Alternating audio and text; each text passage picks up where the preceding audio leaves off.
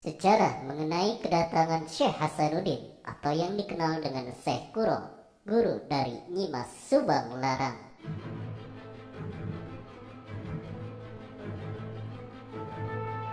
Pada tahun 1416 Masehi, armada laut Cina mengadakan pelayaran keliling atas perintah Kaisar Chenghu atau Kaisar Yungle, kaisar dari dinasti Ming ketiga. Armada laut Cina tersebut dipimpin oleh Laksamana Chengho alias Sampo Taikam yang beragama Islam. Ia didampingi oleh juru tulisnya Man Hua yang juga beragama Islam.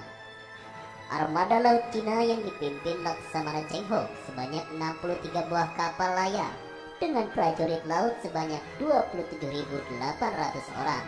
Tujuan pelayaran mereka untuk menjalin persahabatan dengan raja-raja Cina di seberang lautan.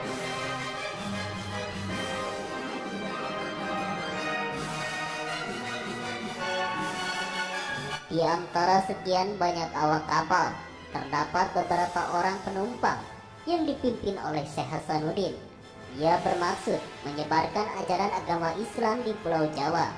Oleh karena sesama Muslim, Laksamana Chengho mengizinkan Syekh Hasanuddin beserta pengiringnya untuk ikut menumpang pada kapal layarnya. Ketika armada laut Cina itu singgah di pelabuhan Pura dalam Karawang, Syekh Hasanuddin beserta pengiringnya memohon diri untuk turun, sedangkan Laksamana Chengho dengan armada lautnya meneruskan pelayarannya ke Majapahit di Jawa Timur. Syekh Hasanuddin ketika turun di Pura dalam Karawang disertai pula oleh putranya Tan Gowat.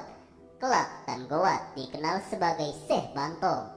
Setelah lama tinggal di Pura Dalam, akhirnya Syekh Hasanuddin berjodoh dengan Ratna Sondari, putrinya Ki Gedeng Karawang. Dari perkawinannya memperoleh anak yang kelak dikenal sebagai Syekh Ahmad.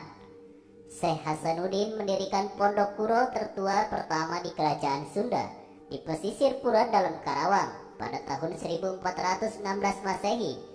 Peristiwa penting ini terjadi pada masa pemerintahan Sang Mahaprabu Resi Niskala Wastu Kencana atau sekitar tahun 1371 sampai 1475 Masehi.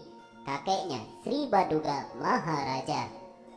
Selama 59 tahun, Sang Mahaprabu Resi Niskala Wastu Kencana menyaksikan berseminya agama Islam di wilayah kekuasaannya. Sebagai penguasa daerah bawahan kerajaan Sunda, Ki Gedeng Karawang tidak akan berani membiarkan Islam berkembang di wilayahnya kalau tanpa seizin Sang Mahaprabu Resi.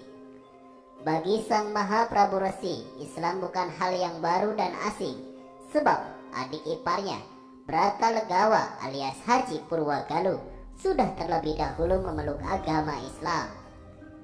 Keteladanan Wastu Kencana sangat luar biasa. Hal ini tampak dalam cerita Parahyangan.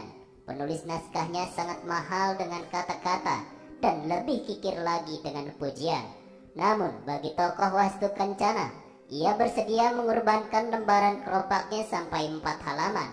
Padahal untuk Sri Baduga Maharaja, walaupun ia masih sanggup memujinya, hanya disediakan 1/4 halaman saja.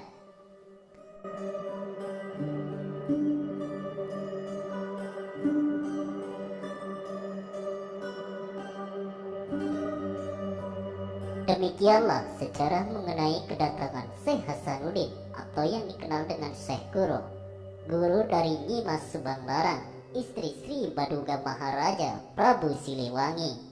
Mudah-mudahan sejarah ini bermanfaat untuk kita semua sebagai penambah wawasan.